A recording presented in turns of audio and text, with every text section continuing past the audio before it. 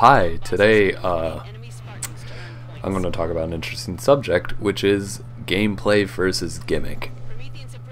Right here in the background you have Halo 5 Warzone, and Warzone is one of my favorite modes in Halo 5, as you can probably assume, and I'm going to be talking about the way abilities and combat works in Halo, and then I'm going to be also discussing how it doesn't work for Halo 5, and then I'll probably throw some other games into the mix, preferably just shooters, to kind of explain concepts and show why certain things are issues and why certain things aren't actually additive to gameplay.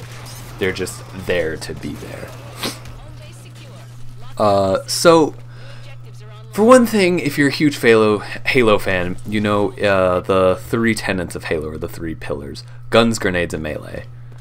And that has been a pillar of Halo that hasn't changed since its inception. Every gun has a foil, every gun has a purpose, every gun, when being used effectively, can win you the fight, but using guns not meant for certain encounters will make that fight extremely difficult for you. Grenades are always accessible, and melee is always accessible. And the way these three tenets work are that any of the two things on this pyramid will always be readily available to you at any time. And coming out of Halo into Halo 3 into Halo Reach, that was a huge issue. A lot of the armor abilities would disrupt this flow because some abilities would just completely shut down your effectiveness in combat. For example, you have Armor Lock completely disabling your ability to melee, grenade, or gun, removing all three tenets of the ability tree. Or you're having Jetpack, which removes your ability to melee because it was kind of janky and uneasy to control. And that became a huge gameplay issue for Halo Reach. And Halo Reach is not a very competitive game. It's very new friendly, if that's the unkind word to use about it. Died there because I was an idiot. But when you disrupt your own flow and your own style of gameplay that makes you work well, it becomes an issue. And Halo does a very interesting job, is it doesn't defy or it doesn't force you into a box with its gameplay style. Even at that, even though there are three tenets to follow, you follow them quite successfully and quite well in your own manner, because at any time you can choose which of the two you want, which of the two you are strongest in. And I feel Halo 5 added to the sandbox in the strongest way with the thruster abilities, because now the thrusters flow into melee and they flow into movement, and they can even flow into grenade if you know how to time your thrust and grenade throw correctly, which I assume if you're an avid Halo player, you know exactly how to do that. But the thing is, to a fresh player, they see Halo as this very surface level, like combative game in terms of balance and abilities. And the thing is, the balance is very subtle and it's very fine-tuned, and the more skilled you are and the better you are at aiming, the better you are at understanding every weapon in the sandbox, on top of the three tenets, four now with Halo due to the thrusters, which are a fucking brilliant design choice. But in the end, it is a issue for some people, accept the fact that Halo is this competitive, despite having 5 iterations and despite losing a little bit of its popularity over the years. Now, Halo's second strongest thing is player expression. And you're watching my gameplay, and I'm playing generally passively. I'm tending to find a place to control chokes and to make sure people can't get out, and you'll probably see it later on in the video when I'm sniping. I am making sure that they cannot leave their base. In fact, my sniping becomes so competent, I'm spawn killing them to the point where their spawn invincibility is still up when I'm shooting them. So that comes into play of how effective you are at your combat ability. And Warzone has issues. I shouldn't be able to spawn kill them. That's genuinely a spawn problem. But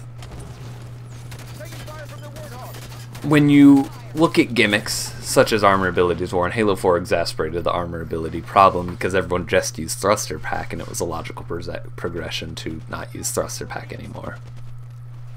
I mean, to make thruster pack readily available, to not use the armor abilities anymore was a good idea, and that good idea probably is what's going to save Halo into Halo 6. But let's say Call of Duty, its thrusters and its super abilities are very gimmicky. The thruster is only meant to give you height advantage. You can't use the thruster in creative ways. You can't bridge gaps with the thrusters. You can't accelerate your movement with the thrusters. You can't use your thrusters to go back on a move that you shouldn't have made. You can't use your thrusters to get out of a battle the same way you can with Halo, because Halo realized that they have to make the ability as expressionable as possible and able to be used in as many creative ways as the game can physically allow. And that was an issue and a common complaint about Black Ops 3's thruster packs, where you can ascend and change your direction in mid-air, but there's no rapid descending. The wall running things are only limited to wall run locations. And that was done for map flow purposes, because Titanfall 1 and Titanfall 2 have somewhat of the issue of having zero map flow. But the thing is they had to put the ability in a box in order to make sure it didn't disrupt map flow. Whereas in Halo 5, you simply cannot execute abilities if it's not meant to be executed in that way. The map is designed for the abilities, not the map designed to stop the abilities from becoming too dangerous. And I feel that's a thing that developers need to look at. And there's another issue plaguing games right now, which are super abilities or ultimates or whatever you want to call them. Ultimates for FPS are, in a sense, a way to rubber band players together. Rubber band and make sure that there are guaranteed free kills. And yes, super abilities can be used in a competitive sense, but the fact is different abilities just giving you the pure power to just kill someone through overwhelming force make it very unfun to fight against.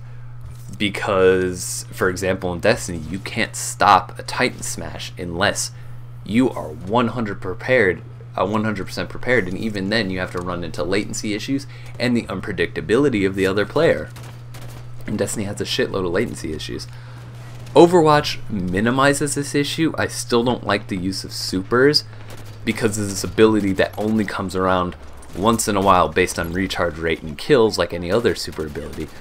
But the fact is sometimes you just can't stop it from happening. And not to say that you can't stop supers from happening, but the fact is there are, the only counter to a super is possibly another super or a player who is just that much more superior than the other player that they can halt it. And I feel that equalizers and rubber banding needs to stop. Call of Duty suffers from a lot of rubber banding issues in the sense of its latency, which is done on purpose. All of its latency issues, all of its hit registration issues, all of the bullet magnetism, and the kill streak care package, and the now super abilities in Halo are designed to give people free kills, because Halo is based on a system of making sure everyone gets that high and that rush.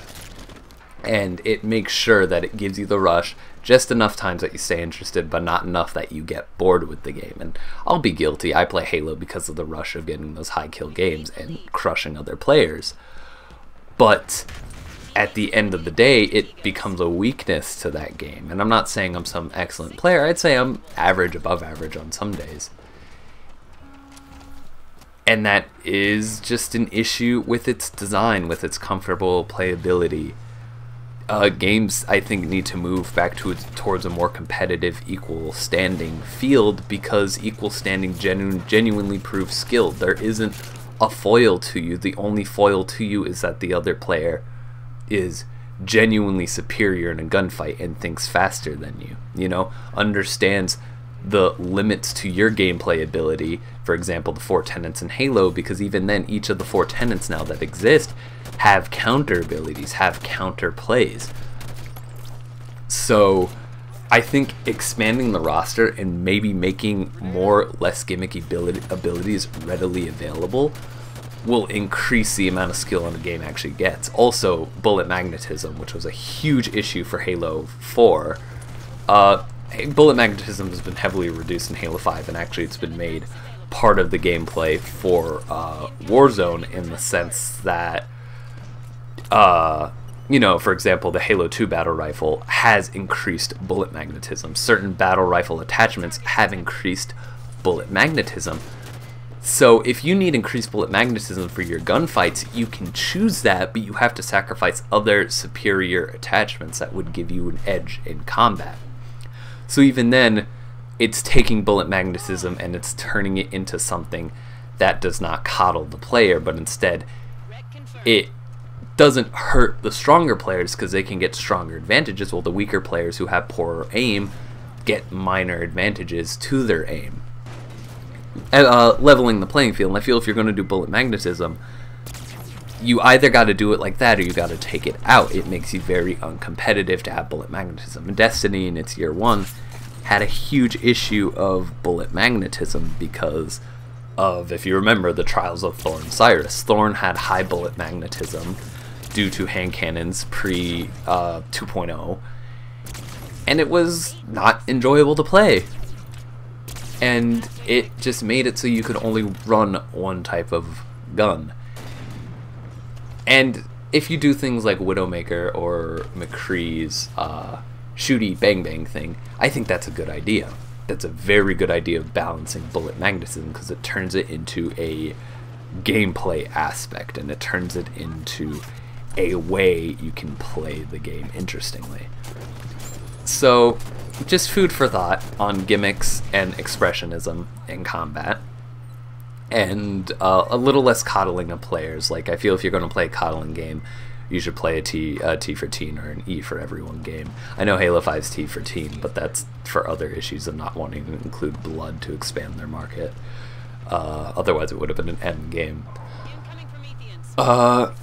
Yeah, I feel that's a topic that everyone should touch on and take a look at when they make shooters, expressing it and looking at it. Doom does a great job of player expression, and it creates a very aggressive and brutalizing combat form of 100% speed, and of making sure your combat is always in your face and you never stop moving. It actually punishes people who never lived through the Quake days or the Doom Arena days when you could get LAN parties going as hard as that was, because it's never slowing your pace. It's making sure you never have that reload break. It's making sure that to get the super abilities in combat, you actually have to brutally fight for it, almost uncomfortably fight for it.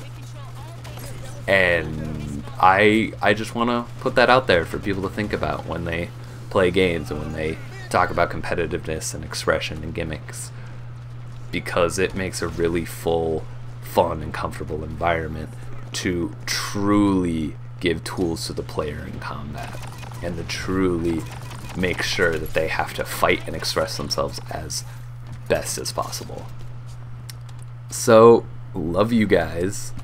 I actually don't know any of you, so fuck all of you, JK. I don't actually have an issue with you guys. And I will return with my part 3 of Zombies, and maybe do a Zombies gameplay video, or do an Easter egg or something. Maybe come back with friends and talk about Zombies, because I do feel it needs to be discussed. I think it needs to be compared to Advanced Warfare Zombies and Zombies in Spaceland. So if I get an opportunity to do that, I will. And ciao.